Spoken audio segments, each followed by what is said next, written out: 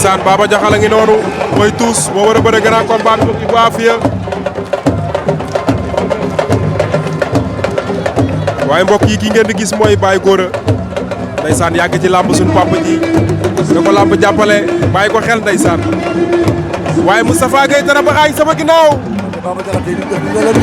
déggu ma la wax Baba Diakhal ñu gisee tey doy na war ndax may fàttali boobu doon dugg ci fii ci arène nationale wala stade Demba Diop waaw lii démb la may fàttali démb la lay fàttali Moustapha Gueye day wax dëgg lamba neex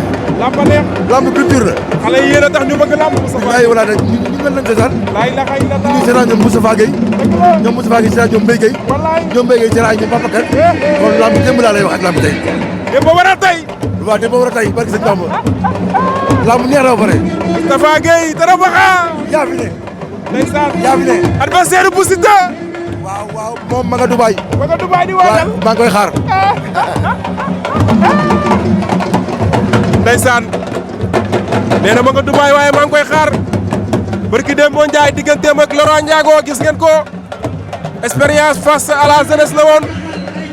mu daan jël bu rëy ndeysaan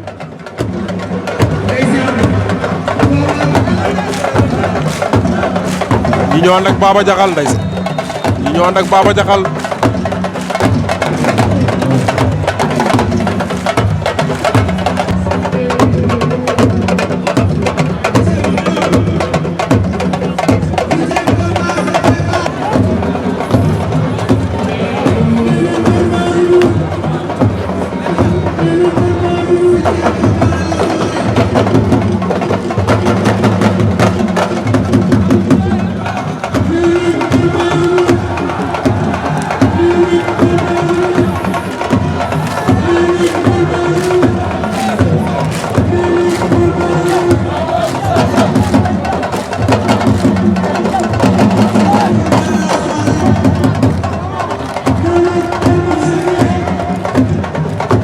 ndeysaan Baba Diakhal ay tuus noonu